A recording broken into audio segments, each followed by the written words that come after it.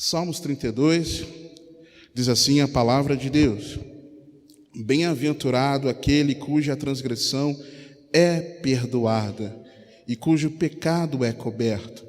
Bem-aventurado o homem a quem o Senhor não imputa maldade e em cujo espírito não há engano.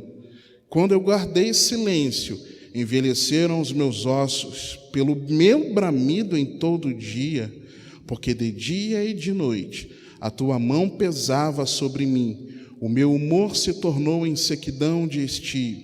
Confessei-te o meu pecado e a minha maldade não encobri.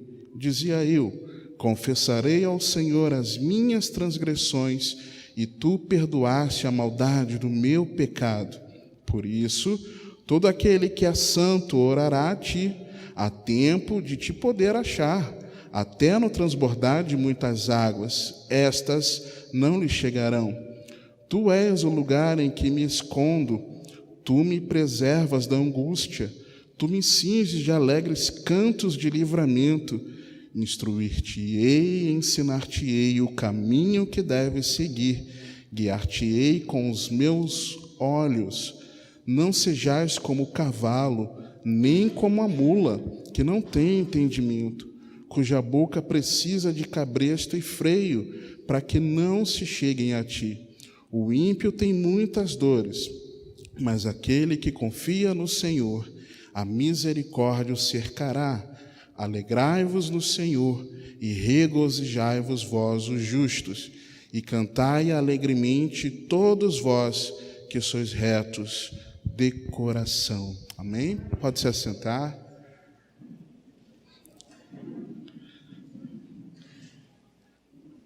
Irmãos, nós andamos no tempo, ao mesmo tempo, em que nós nos expomos ao extremo, na minha opinião, em excesso, por conta da internet, por conta da dinâmica do mundo, nós nos expomos em excesso, no meu entender. Você pode discordar e eu respeito. Nós queremos muitas vezes aparecer, queremos muitas vezes mostrar que somos aquilo que nós não somos, mostrar que somos pessoas bacanas, legais, amigas, sorridentes, felizes, quando na verdade não é isso que se passa quando a câmera está desligada, quando o computador está desligado, quando o telefone está desligado. Muitas vezes nós queremos transparecer para os outros pessoas que nós não somos. Talvez, em meio à nossa congregação, nós queiramos parecer pessoas espirituais. Devemos ser espirituais. O erro é nós querermos parecer espirituais. Você está entendendo? Ser espiritual é maravilhoso. E o padrão bíblico é esse, não é o padrão do mundo. Mas querer parecer, não é. E muitas vezes, quando a câmera está desligada, quando nós estamos no nosso quarto, quando a casa está vazia, quando nós estamos a sós, quem somos nós? Quem sou eu? Quem é você? Será que, se a minha esposa souber as coisas que eu faço, quando ela está longe, ela vai ficar feliz, contente, satisfeita, vai olhar que, puxa, que homem de Deus é o meu marido? Será que você, quando o teu cônjuge, quando os teus filhos, quando o teu pastor, quando o teu irmão em Cristo, quando o teu colega de trabalho, quando o teu vizinho não estão perto de você, será que você é a mesma pessoa? Algo para nós refletirmos, irmãos. Quem somos fora das câmeras? Quem somos quando ninguém está vendo? O que está passando dentro da nossa mente, do nosso coração, os nossos sentimentos? O que está acontecendo de verdade comigo? O que está acontecendo de verdade com você? A gente precisa refletir sobre isso. E nessa exposição aqui, nós nos sentimos muitas vezes obrigados a nos colocar de pessoas felizes, espirituais, saudáveis, em que as coisas vão bem. Muitas vezes, lá dentro, lá no fundo, um primeiro pecado já está de cara, é a vaidade. O outro é o orgulho, que talvez estejam querendo apenas esconder ferramentas que nós utilizamos para apenas tentar esconder o que está se passando dentro de nós. E muitas vezes, quer dizer, todas as vezes, as nossas atitudes pecaminosas, que nós sabemos quais são, se você pensar, não precisa nem pensar muito não, se você pensar de pronto, você sabe onde você está pecando. Eu sei onde eu estou pecando. Não precisa você fazer uma autorreflexão, uma meditação sobre isso, não. Às vezes tem alguns pecados ocultos, a começar pelo teu pecado de querer ficar prestando atenção no que está acontecendo aqui, ao invés de prestar atenção na palavra. Por exemplo, de você estar pensando no que vai acontecer quando eu chegar em casa. Eu posso estar pensando, tomara que eu acabe logo a pregação para eu ir embora logo para casa, para eu descansar. Não sei. Então nós, muitas vezes, irmãos, queremos colocar uma máscara, colocar um flash, uma maquiagem, flash da câmera, parecendo talvez pessoas que nós não somos, e Deus sabe que nós não somos, irmãos. Talvez a gente não olhe, talvez eu não te olhe quando você está pecando, você não me olhe quando eu estou pecando, mas Deus está em todo o tempo nos olhando, irmãos. Nós não fugimos do olhar do Senhor, nós não fugimos do olhar daquele que nos criou, daquele que criou os céus e a terra. Nós não podemos fugir do olhar do Senhor, amados. Não podemos. Em hipótese alguma, a gente pode achar que aquilo que a gente faz, Deus não está vendo, não está sabendo, e às vezes a gente vem com uma autodefesa, como eu mesmo tinha essa autodefesa, de que, olha, ninguém me exortou, ninguém falou nada comigo, ninguém colocou o dedo em rixe a mim, então está tudo bem. Na hora que eu quiser parar de pecar, eu paro. E por muitos anos eu vivi afundado no engano, me enganando que eu era salvo, me enganando que eu era de Cristo, quando na verdade, irmãos, esse meu pecado, ou outros mais pecados que eu fui descobrindo depois desse, como um orgulho, por exemplo, são decorrência, são sintoma de um problema, de um único problema, é nós estarmos distantes de Deus, é o meu e o teu coração estarem distantes do nosso Deus e Pai. É consequência. Quando nós estamos perto de Deus e andando em espírito, nós então não nos portamos segundo a concupiscência da carne. A palavra de Deus nos afirma isso. Então o nosso pecado, os nossos pecados, eles são na verdade fruto da raiz do pecado de nós estarmos separados de Deus, não amando a Deus de todo o coração, alma, entendimento e força, irmãos. E às vezes você pode pensar assim, mas o meu pecado é grave demais. Talvez você possa pensar, eu não consigo abandonar esse pecado. Talvez você afirme, é bom esse pecado, eu não vou largar não, é gostoso pecar nisso. Talvez você pense, já é tarde demais para mim, para que eu vou abandonar isso? Há tantos anos que eu pratico isso. Talvez você pense e afirme, a sua desculpa seja, eu estou acostumado, já é de estimação, é o meu chaveirinho de bolso, está aqui comigo sempre.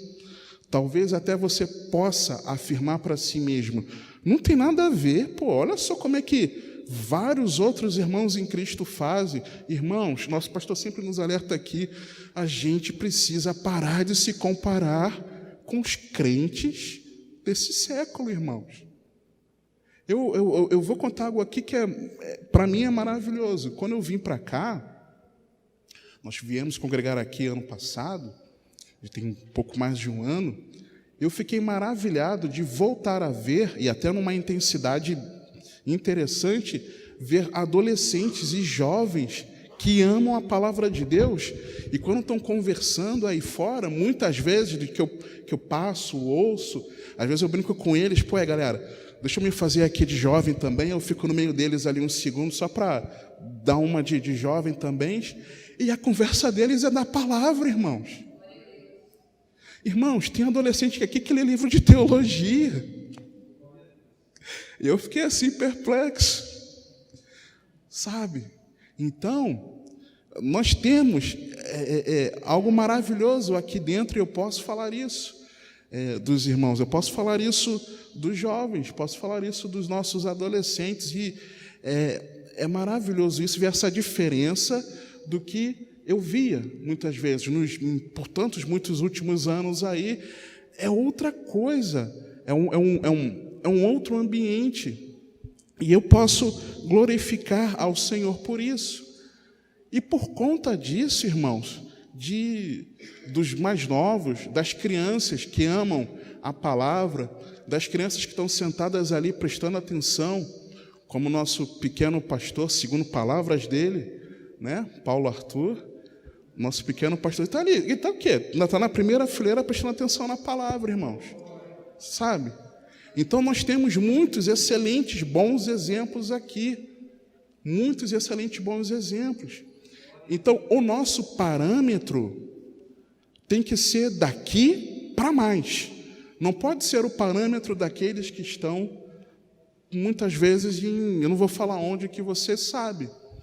Eu vou contar uma situação que a gente soube essa semana, aqui perto, não vou falar de qual congregação, igreja, mas é aqui pertinho mesmo, muito perto, de uma pessoa que é amiga da minha sogra, amiga da minha esposa, e até já congregou aqui, em que ela compartilhou essa semana em um local aí, um vídeo de uma contagem regressiva para que o culto começasse.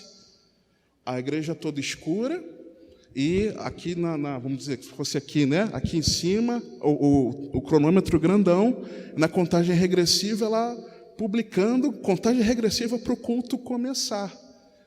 Nós podemos nos comparar a isso? Em hipótese alguma, irmãos.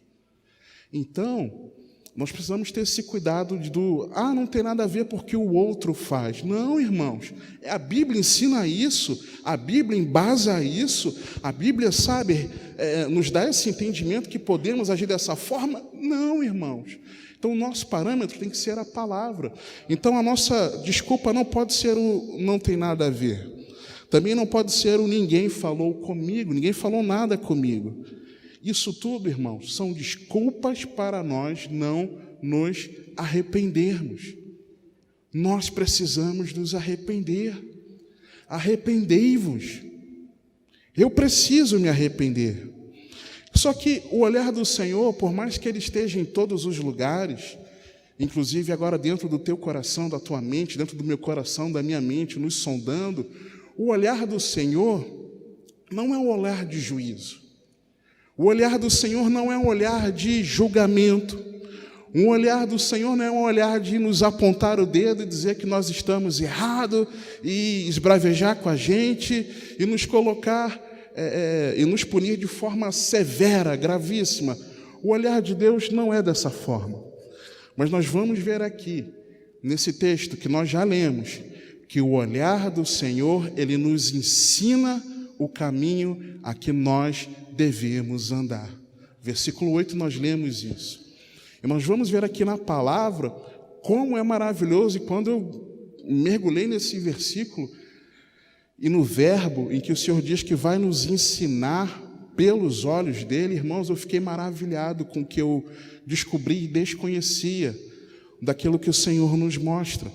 O olhar do Senhor, ele é poderoso para transformar as nossas desculpas, a convicção de que, o que eu posso fazer? Em uma profunda convicção de arrependimento. O olhar do Senhor é poderoso para nos convencer de que nós estamos errados e precisamos nos arrepender, irmãos.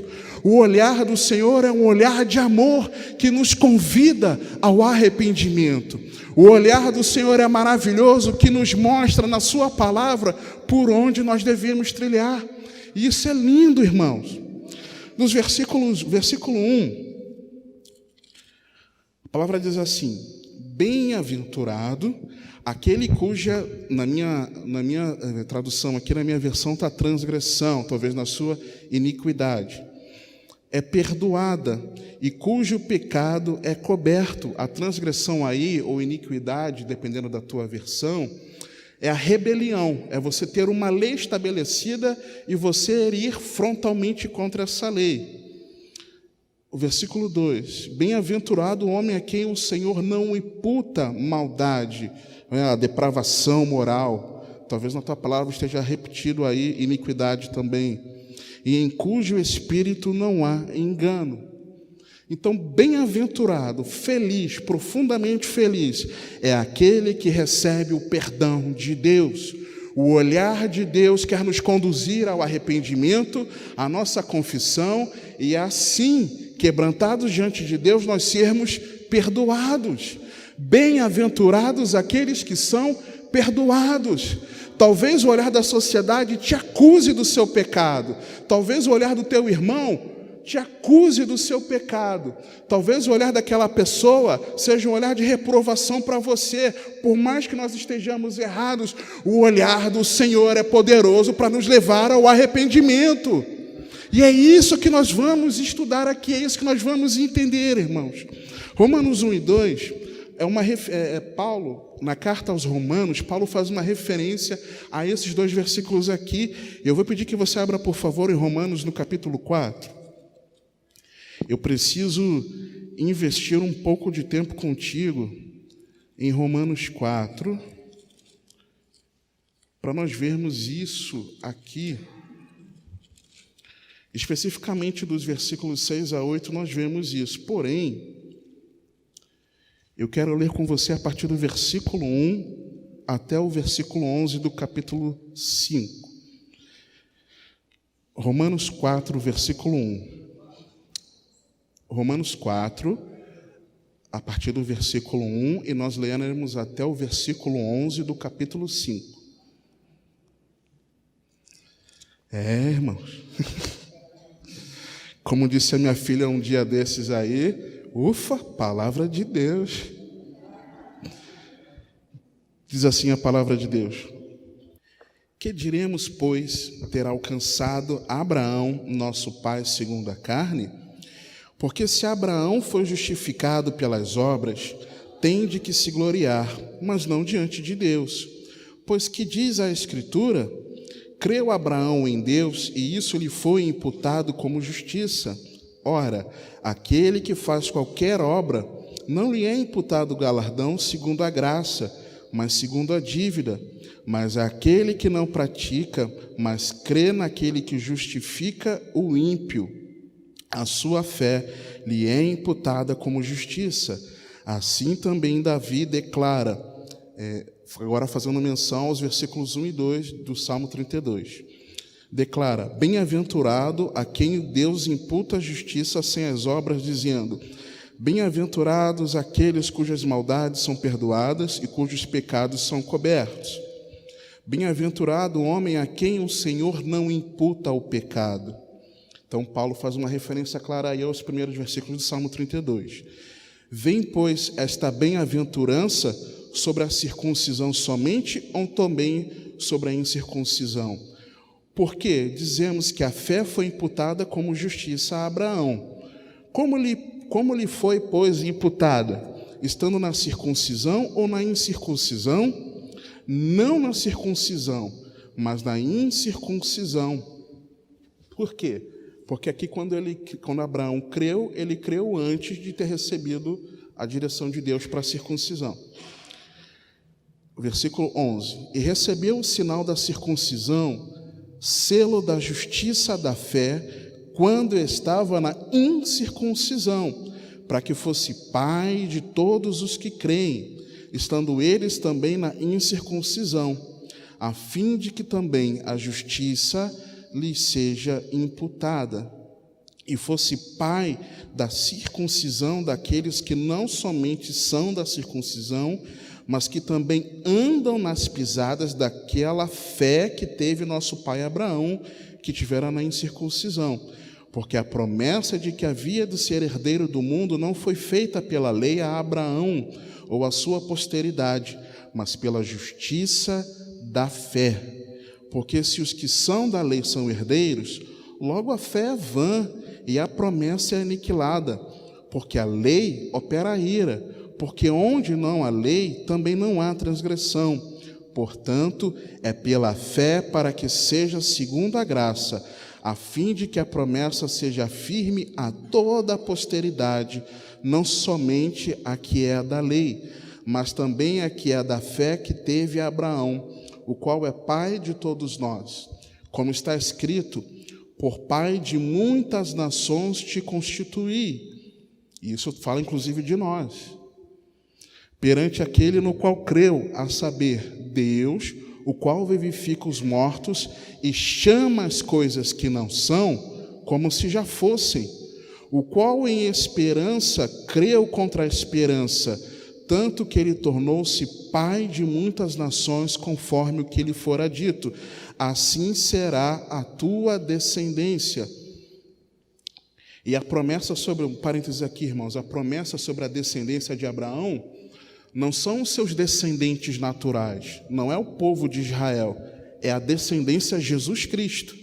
A descendência Jesus Cristo descende de Abraão naturalmente. Então, pela descendência natural dele, Jesus Cristo, pela fé em Jesus Cristo, nós recebemos o perdão dos nossos pecados. Mas vamos continuar lendo.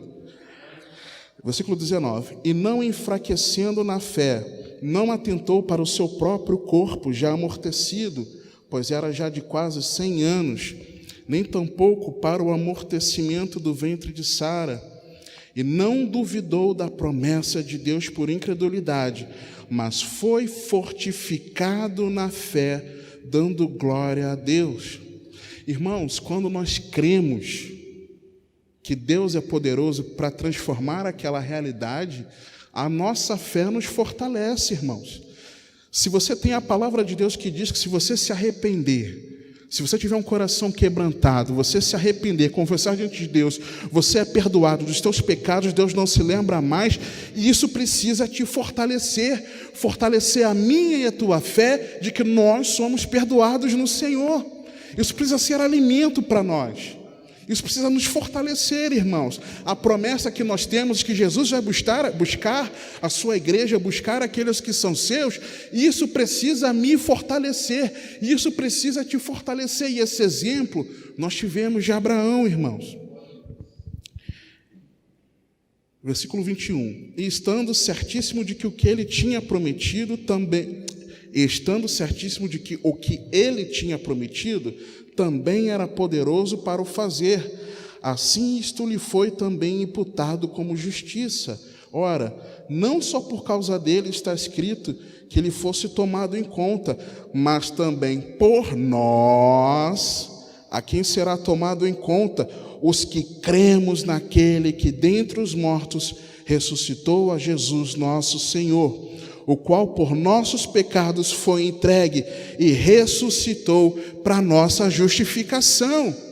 Então nós podemos crer, precisamos crer que Jesus Cristo morreu a nossa morte, e o Deus pelo seu Espírito ressuscitou, e por conta disso nós somos justificados, nós somos tornados sem culpas, o nosso pecado é perdoado, irmãos.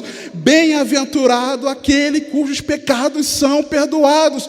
Deus tem perdão para mim e para a tua vida quando nós entendemos que nele nós temos perdão. O que nós precisamos fazer? Nos arrepender, irmãos. Então aquelas desculpas de que ninguém está vendo, ninguém sabe, é gostoso pecar, é natural de fazer, não tem nada a ver, isso não pode estar no nosso pensamento, porque tem perdão para mim e para você. A gente vai trocar o perdão que a gente recebe quando se arrepende pelo pecado, irmãos. Eu vou fazer isso, você vai fazer isso. Para com isso. Eu estava em casa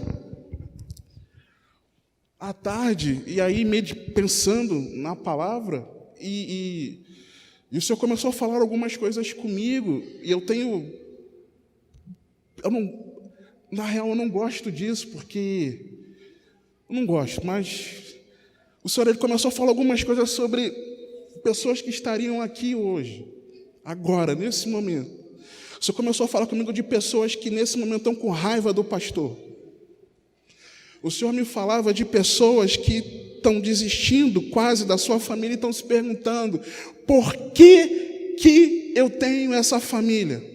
O Senhor começou a falar comigo de pessoa aqui que está quase por um fio traindo o seu cônjuge. O Senhor falava de pessoas aqui cujo coração está tão sujo por aquela imoralidade que está colocando diante dos seus olhos. Eu não gosto de falar, irmãos, eu não gosto. Mas o Senhor fala, eu tenho que obedecer. E aí a gente vai ficar naquela desculpa de que ninguém está vendo, de que ninguém me confrontou. Ei, o Senhor acabou de te falar. Deus acabou de te dizer. E aí, vai continuar? Vai continuar dizendo que não tem nada a ver? Vai continuar dizendo que é bom? Vai continuar dizendo que ninguém está vendo? Deus está vendo tudo. Tudo. Nada escapa dos olhos de Deus, irmãos. Nenhuma atitude minha escapa dos olhos de Deus. E de Deus nós não podemos zombar, irmão. Se Deus está vendo e está te alertando, é porque Ele te ama. Se Deus está me alertando, é porque Ele me ama. Se Deus está trazendo essa palavra para nós, é porque Deus tem perdão para a nossa vida. O que Deus quer de mim e de você é arrependimento, é quebrantamento. O olhar do Senhor não é um olhar de acusação para nos julgar nesse momento ainda. Mas o olhar de Deus é misericordioso, falando: filho, se arrepende. Filha, se arrepende. Se arrepende. É isso que o Senhor tem para mim e para a tua vida. Perdão. Perdão dos nossos pecados. Capítulo 5, versículo 1. Tendo sido, pois, justificados pela fé, se nós nos cremos, nos arrependemos, confessamos, fomos perdoados, fomos justificados pelo Senhor.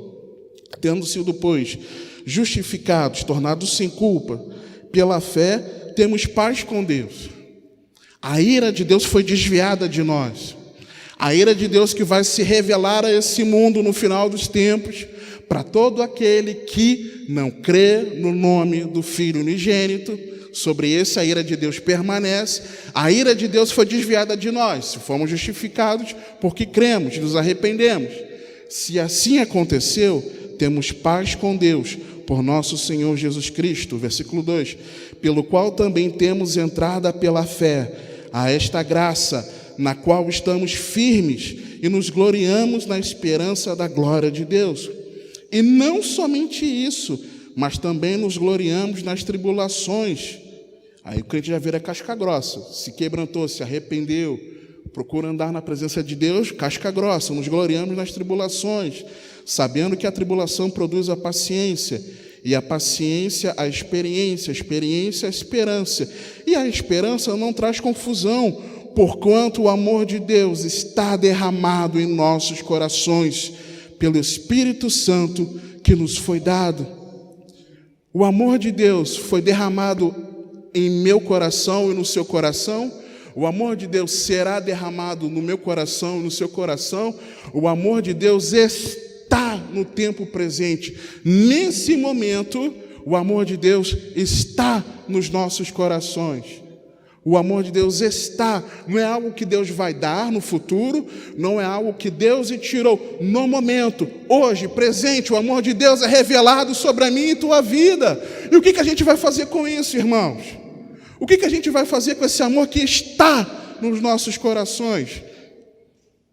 Porque Cristo, estando nós ainda fracos, morreu a seu tempo pelos ímpios, porque apenas alguém morrerá por um justo, pois poderá ser que pelo bom alguém ouse morrer, mas Deus prova o seu amor para conosco, em que Cristo morreu por nós, sendo nós ainda pecadores.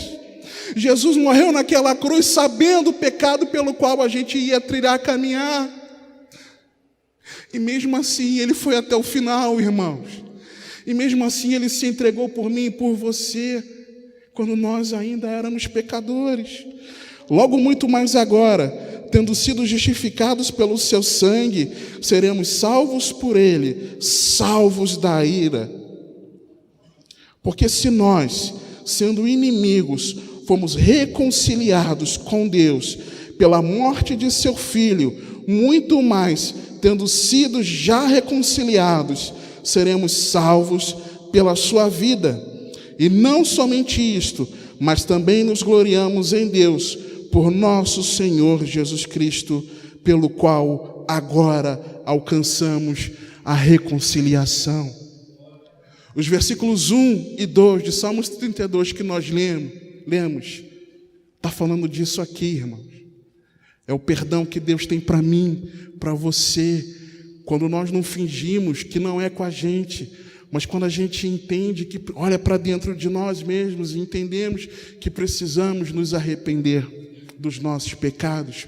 O olhar do Senhor não é um olhar para simplesmente nos apontar, nos julgar, mas o olhar do Senhor é para nos conduzir ao arrependimento dos nossos pecados. Volta lá para Salmos 32, por favor. Interessante a gente pensar algumas coisas. Abraão, ele não foi justificado por obras ou obediência à lei, mas pela fé. A fé que, por exemplo, relatada lá em Gênesis 15:6, quando ele creu pela fé, não foi pela lei. E isso foi imputado a ele, né? Foi atribuído, reconhecido. Deus reconheceu, o mundo espiritual reconheceu, assinou firma, né? Lá no cartório do mundo espiritual, se é que posso usar essa expressão, mundo espiritual, da fé que Abraão teve naquele momento. Ah, mas Tiago, pastor Tiago, no capítulo 2, no versículo 21, fala que pelas obras ele foi justificado. Só que o termo apresentado lá, o termo grego lá, ele aponta também para isso, mas ele aponta para algo que é externo, para mostrar ser justo externamente. É o fruto dele já ter uma fé interna. É a parte externa daquilo que já aconteceu dentro. É o fruto daquele que já teve a fé dentro de si.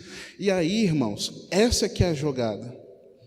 Porque talvez a gente pense que aquilo que a gente faz de bom, legal, eu sou salvo. Talvez a gente pense porque está engajado em algum ministério aqui, está tudo de boa, eu sou salvo. Talvez a gente pense porque lê a Bíblia todo dia e ora, a gente está salvo. Talvez a gente pense porque contribui financeiramente para a obra de Deus, a gente está salvo.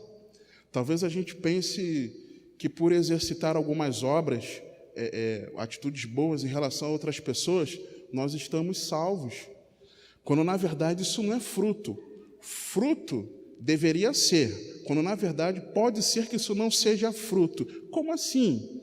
Porque lembra de quando Jesus, ele, não lembro agora, acho que saindo de Betânia, ou indo para Betânia, acho que saindo de Betânia, isso, indo para Jerusalém, Jesus, ele passa, ele avista de longe a figueira, e aquela figueira estava com uma folhagem, né? Avista as folhas dela de longe.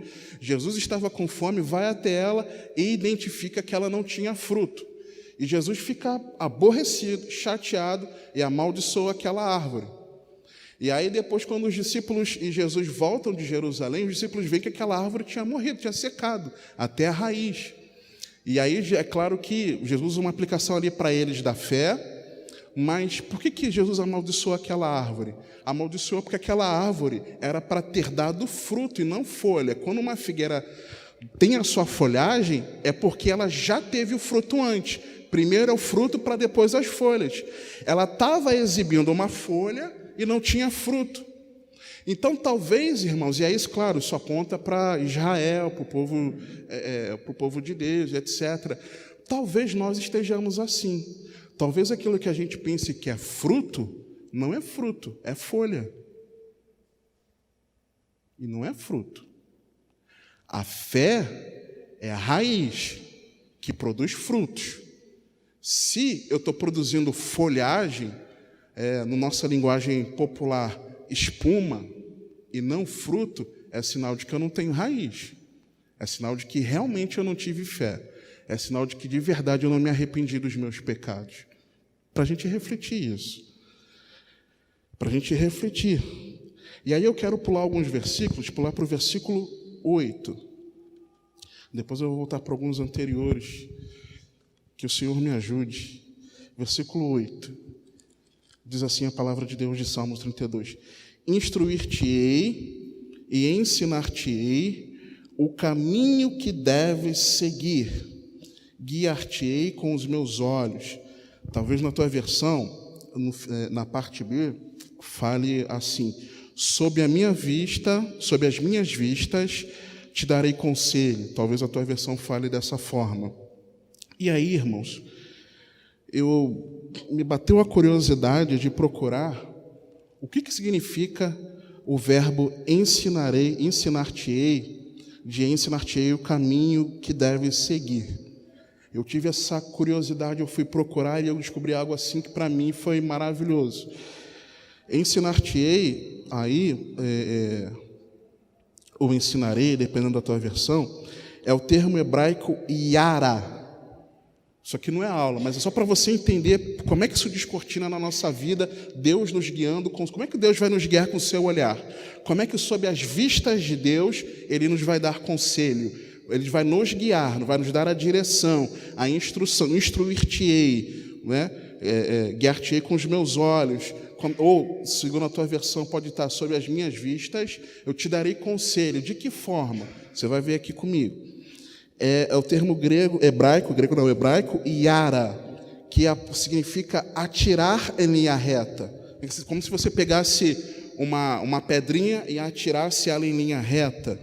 Também pode ser direcionar o fluxo, algo que é reto. Não tem quando os jovens falam que o papo é direto e reto, papo reto? Né? É isso, é o papo reto. É exatamente isso que significa. É algo direto, ali, em linha reta. E aí, existem algumas palavras que derivam dessa aqui. Por exemplo, yoré, que é chuva em hebraico.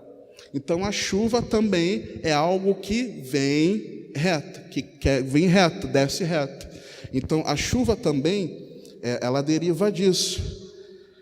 Nós vemos também, depois vou voltar à chuva, tem yorá, ele instrui o líder ou o antepassado da família, aquela pessoa mais velha da família que instrui os mais novos. Também tem moré, deriva desse mesmo termo, que é professor. E também nós temos a Torá, que na verdade não significa lei, ela significa instrução ou ensino. Então nós temos, pelo menos aí, eu separei só essas quatro, essas outras 4 palavras que derivam desse ensinar-te-ei, e como você vai entender aqui comigo, como é que Deus nos guia com o seu olhar, como sob as vistas dele, ele nos dá o seu conselho. Primeiro, nós vemos chuva. Chuva é algo que é circunstância, às vezes está chovendo, às vezes não está. É algo circunstancial. E as circunstâncias da vida nos ensinam. Muitas vezes as circunstâncias da vida são meios pelos quais Deus usa para nos ensinar. Quem aqui já não aprendeu com questões que aconteceram nas nossas vidas? Muitas vezes. E muitas vezes eu não aprendi, eu não dei ouvidos. Deus nos fala pelas circunstâncias. E muitas vezes as coisas vão acontecendo, os episódios vão acontecendo, e nós não ligamos os pontos daquilo que Deus está falando com a gente. Pelas circunstâncias Deus fala também. Pela chuva, por exemplo, Deus pode nos falar. E eu me lembrei de um texto, Lucas, no capítulo 22, versículo 61, nas últimas semanas você deve ter ouvido sobre ele, lido aqui umas 2 ou 3 vezes. Lucas 22, 61, o olhar do Senhor para Pedrão.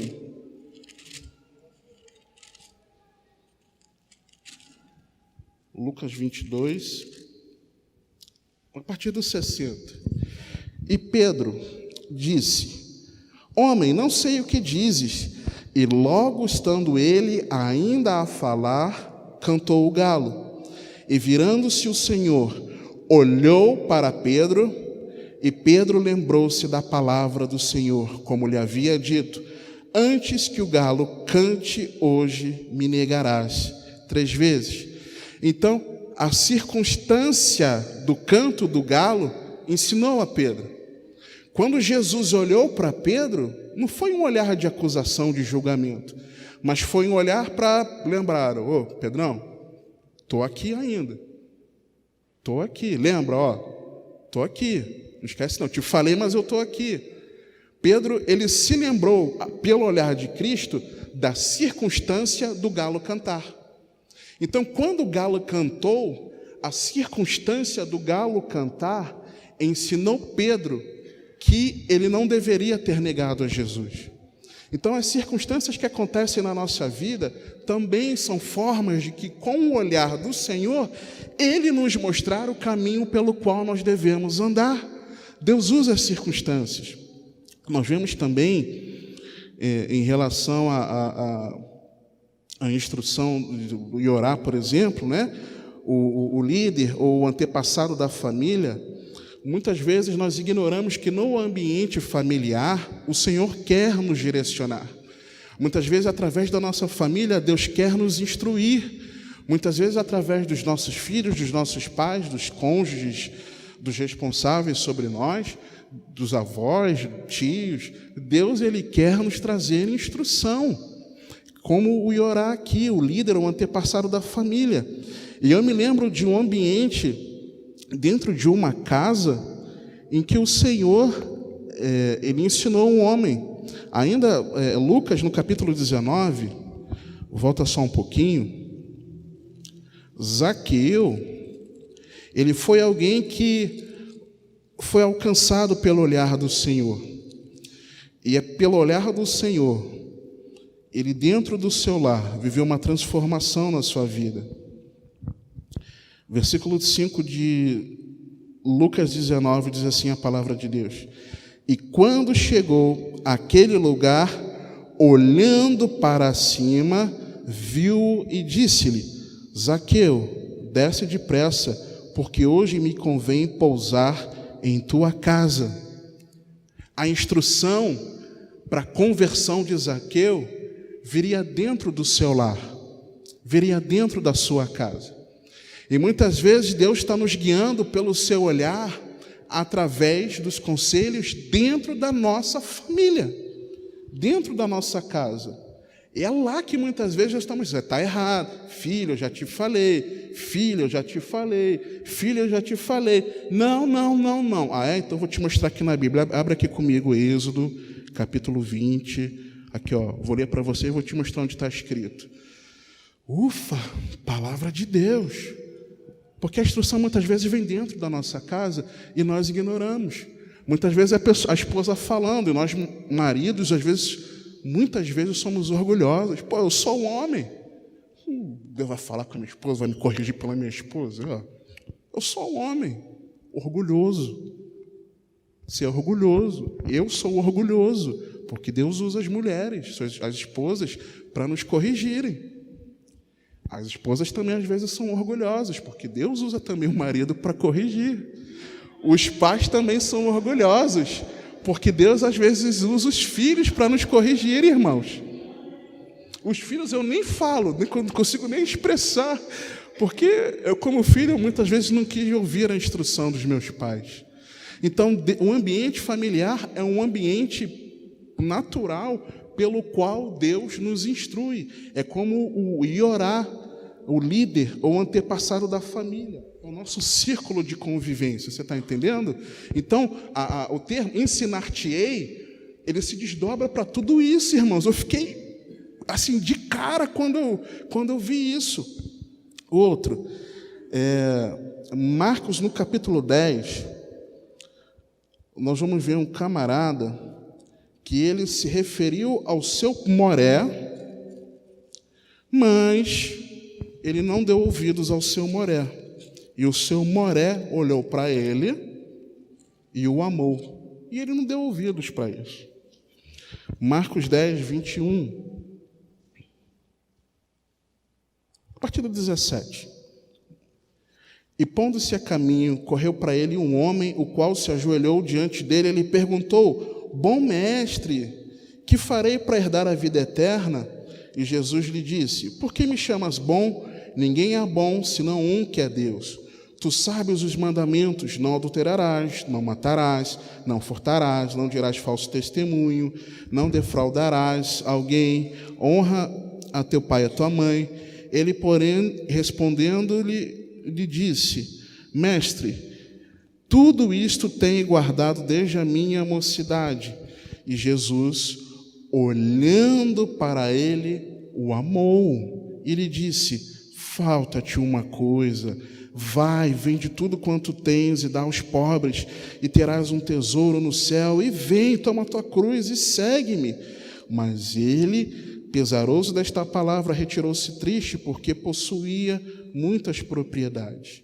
Então, mais uma vez, o olhar do Senhor, e aí o olhar do mestre, do professor, do moré, querendo ensinar ele, pelo olhar, o caminho pelo qual ele devia andar, em amor, a Bíblia diz. E aquele rico não deu a menor ideia. Muitas vezes, Deus quer nos instruir através da vida dos nossos pastores, através da vida dos discipuladores, através dos conselheiros, através dos professores da escola bíblica, e nós simplesmente ignoramos. Essa é que é a verdade, irmãos. Essa é que é a verdade. Tudo isso que eu estou te falando aqui, de você se arrepender, era novidade? Não, não é. E por que você não se arrependeu? Por que eu não me arrependi? Você está entendendo? Então, Deus muitas vezes quer usar os morés. Ele quer usar o discipulador, o pastor, o pregador, o conselheiro para nos instruírem. Entendeu? Ensinar-te-ei o caminho que deves seguir. Dessa forma. E também eu vejo em Marcos, no capítulo 3, eu vejo também uma representação da Torá, da instrução ou do ensino. Marcos capítulo 3, versículo 34, uma ocasião em que Jesus estava ali com várias pessoas e chegam para ele: aí Jesus, acabou de chegar aí, tua mãe, teus irmãos querem falar contigo. E Jesus vira e fala algo lindo que é importante de você entender. O versículo 33 de Marcos 3. E ele lhes respondeu dizendo: Quem é minha mãe e meus irmãos? E olhando em redor para os que estavam assentados junto dele, disse: Eis aqui minha mãe e meus irmãos. Porquanto qualquer que fizer a vontade de Deus, esse é meu irmão e minha irmã e minha mãe. E aí eu te pergunto, irmãos, onde que você e eu conhecemos a vontade de Deus? Na palavra, na instrução da palavra, no ensino da palavra, na Torá. Para o judeu, né? A Torá é na palavra. Então, a vontade de Deus eu conheço pela palavra. E aí eu me pergunto e te pergunto: temos meditado na palavra de Deus como deveríamos? Uma reflexão. Nós lemos a palavra de Deus hoje, antes de ter chegado ao culto, já tínhamos lido? Uma reflexão para nós fazermos. Importante. Então, também pela Torá, o Senhor nos instrui nesse ambiente de ensino da Torá, o Senhor nos acolhe.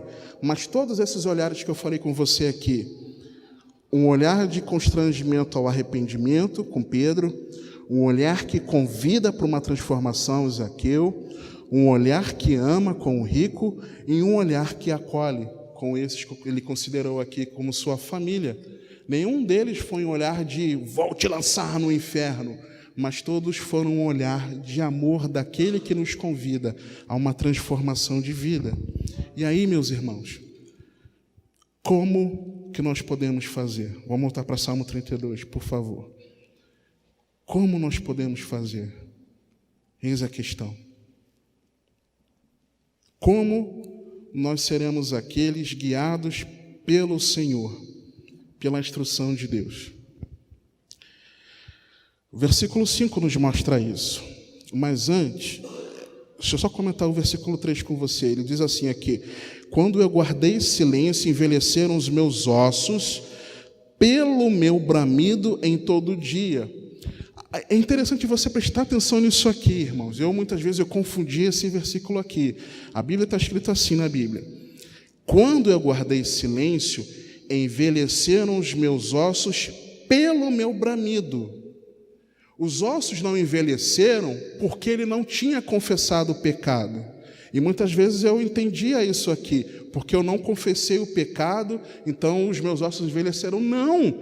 Os ossos se envelheceram quando ele não tinha confessado o pecado pelo bramido, pela reclamação, pelo gemido. Não foi porque ele deixou de confessar o pecado, foi porque ele vivia reclamando. Sabe aquela pessoa que está pecando e sofre as consequências do pecado e vive reclamando das consequências do pecado e continua reclamando? Reclama. Eu era assim. Muitas vezes eu era assim. Até que em 2015, dentro do meu banheiro, eu estava ali no banheiro e o lugar mais secreto que eu encontrei na casa, naquele momento, apesar de só estar a Rosana e eu dentro de casa, mas foi um lugar assim, porta fechada, né? E aí eu falei: Senhor, eu não aguento mais. Aconteceu esse problema dessa acusação que fizeram comigo, essa acusação séria judicial, essa acusação. Até hoje, anos de casado, não tem filho. Está acontecendo isso lá no trabalho, está acontecendo isso assim, isso aqui assim está assim, e isso... Comecei a despejar, reclamar. O Senhor só fez uma pergunta para mim: e o seu pecado? Irmãos, naquela hora ali caiu a ficha para mim, e ali eu me arrependi. E ali eu me converti. Em 2015, quando eu fui reclamar para o Senhor, e o Senhor falou: vem cá, você não se arrependeu, filhão? Tudo consequência do seu pecado. Você entende isso? Então, os nossos ossos, muitas vezes, a palavra de Deus aqui, irmãos, eles estão se envelhecendo, a gente está sofrendo emocionalmente, fisicamente, até saúde física, não é porque a gente deixou de confessar, mas é porque a gente tem que confessar, mas é porque a gente está reclamando das consequências do nosso pecado. Para de pecar aqui, você entendeu? É matemática. Claro que algumas consequências, mesmo após a confissão, vão perdurar, mas tem consequência que com a confissão, por exemplo, eu pecava, uma das coisas, eu pecava por conta de que eu colocava imoralidade diante dos meus olhos. Não vou falar aqui porque tem as criancinhas, mas você já sabe tudo, e eu não era pai. Eu me arrependi. Meses depois, tempos depois, eu descobri que eu era estéril, minha esposa engravidou. Minha filha estaria nos braços dela. Eu parei de reclamar e confessei o pecado, resolveu. Você entendeu? Eu não estou falando para você confessar pecado para resolver questões da sua vida, mas eu estou te mostrando na prática isso aqui, que muitas das coisas que a gente reclama é por conta dos nossos pecados, certo? E aí a palavra continua, versículo 4: porque de dia e de noite a tua mão pesava sobre mim, e isso realmente acontece. O meu humor se tornou em sequidão de estio. E nós vemos lá em Hebreus, no capítulo 12, nos versículos 6 a 8, que o Senhor corrige a quem ama, porque Ele nos considera, somos seus filhos. E aí, como fazer? Versículo 5. 5 atitudes que nós podemos ter. A primeira aqui no versículo 5. confessei-te o meu pecado e a minha maldade não encobri. Dizia eu: confessarei ao Senhor as minhas transgressões, e tu perdoaste a maldade do meu pecado. E nós vemos, por exemplo, Provérbios 28:13: o que encobre as suas transgressões nunca prosperará, mas o que as confessa e deixa alcançará misericórdia. 1 João 1,9: se confessarmos os nossos pecados, Ele é fiel e justo para nos perdoar os pecados e nos purificar de toda injustiça.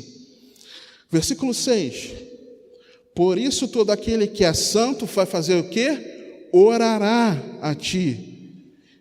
Há tempo de poder achar até no transbordar de muitas águas, estas não lhe chegarão. Então eu primeiro vou confessar, eu vou buscar ao Senhor em oração, eu vou buscar a presença de Deus. Jeremias 29:13: buscar-me-eis e me achareis, quando me buscardes de todo o vosso coração. Isaías 65:1: fui buscado dos que não perguntavam por mim, fui achado daqueles que não me buscavam. A uma nação que não se chamava do meu nome, eu disse: eis-me aqui. Eis-me aqui. Se a gente buscar o Senhor vai falar para mim e para você: eis-me aqui. Vamos buscar ao Senhor, amados. Vamos buscar ao Senhor. Terceiro, versículo 7: tu és o lugar em que me escondo, tu me preservas da angústia, tu me cinges de alegres cantos de livramento. E aí eu vejo que nós precisamos, depois de confessar e buscar ao Senhor fervorosamente em oração, até encontrá-lo. Nós encontramos o Senhor, confessei, me aproximei, cheguei perto do Senhor, achei, o que eu vou fazer? Eu vou me esconder nele.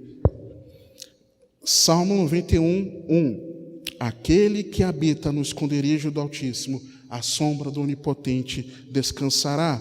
Salmo 119:114: tu és o meu refúgio e o meu escudo, espero na tua palavra. Mais um, versículo 9: não sejais como o cavalo, forte, né?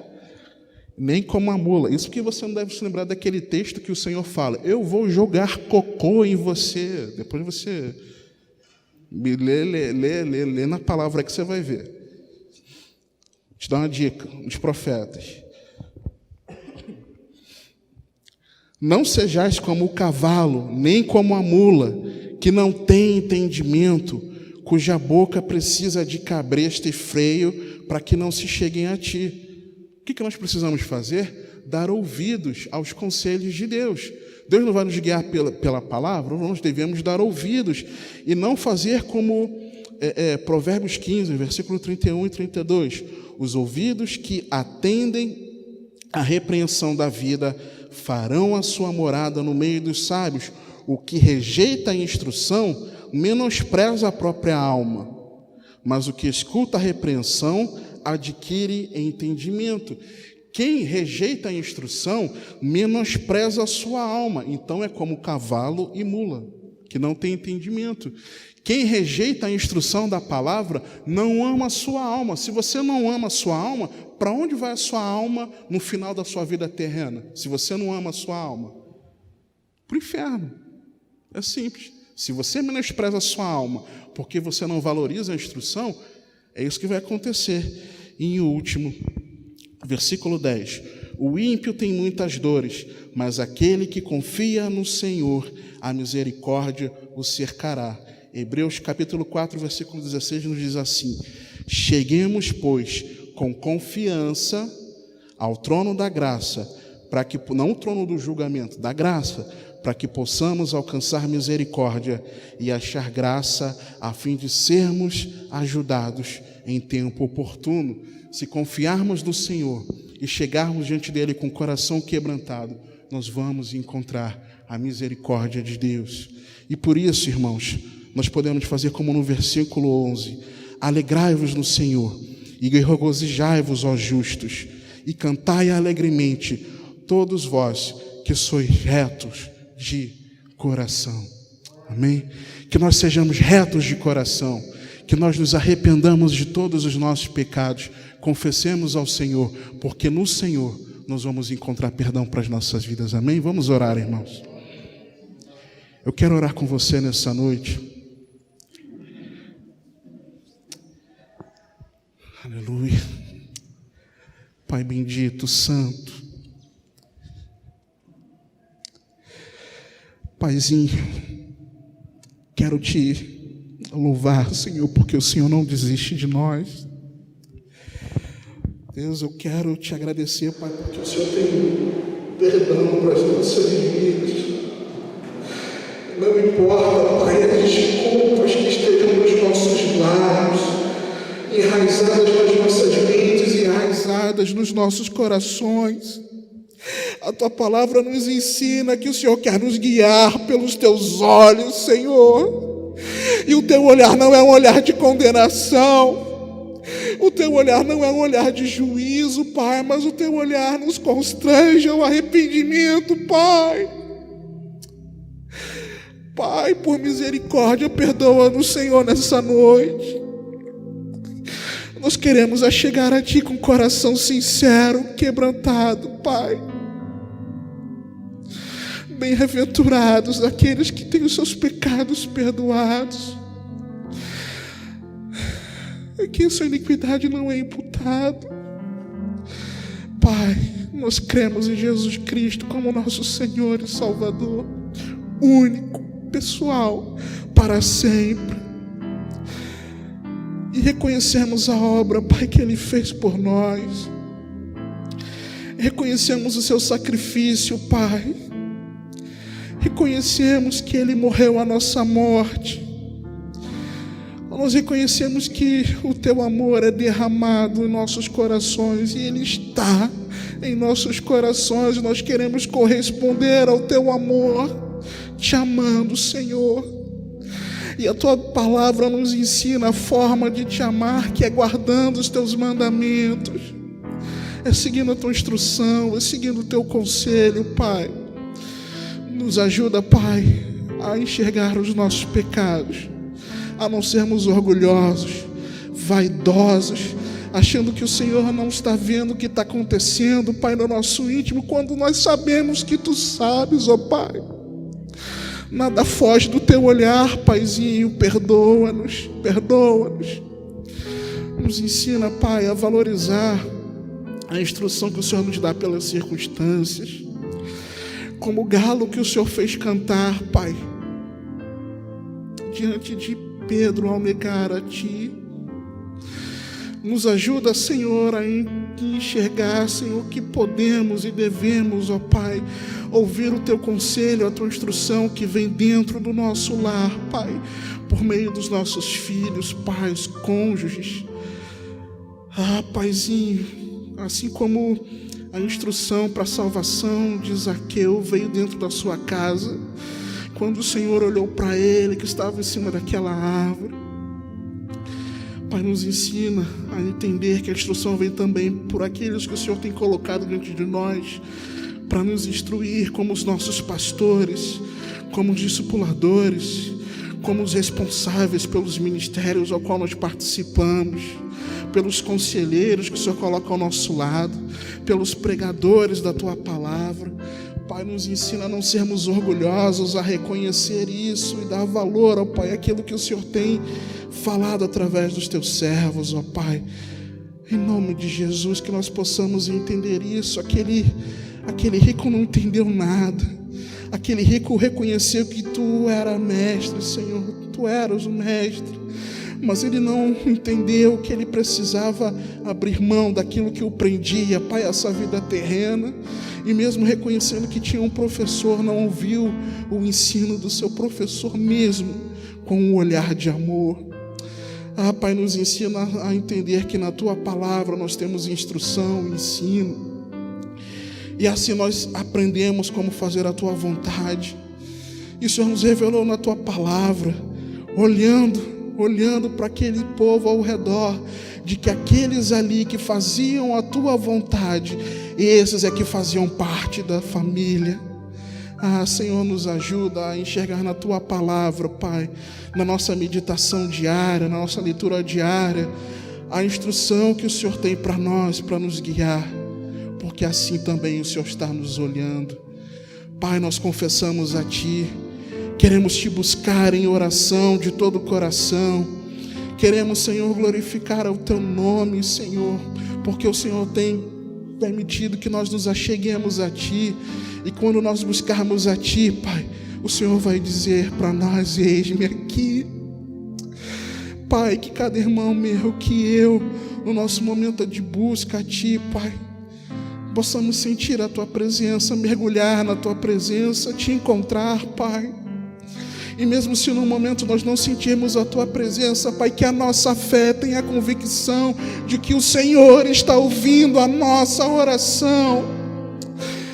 Paizinho, Te louvamos, Senhor, porque podemos confessar a Ti, podemos Te buscar de todo o coração e nos refugiar na Tua presença, nos abrigar em Ti, Senhor. Tu és refúgio para as nossas vidas, Tu és um alto e forte, seguro refúgio para nós, Senhor, e em Ti nós queremos estar abrigados na Tua presença, queremos ouvir o Teu conselho, queremos ter entendimento da Tua voz, da Tua palavra, Pai.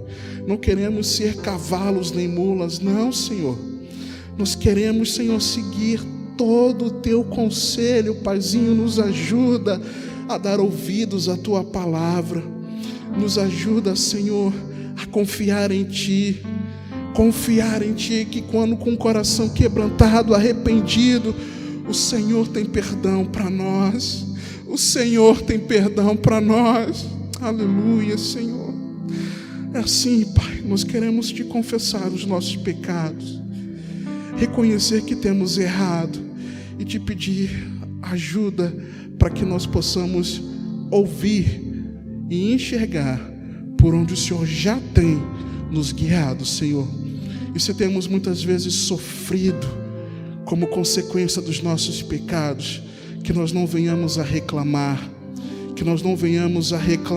pelo contrário, que nós venhamos a nos arrepender e nos refugiar na Tua presença, em nome de Jesus Cristo. Assim nós oramos. Amém, Senhor.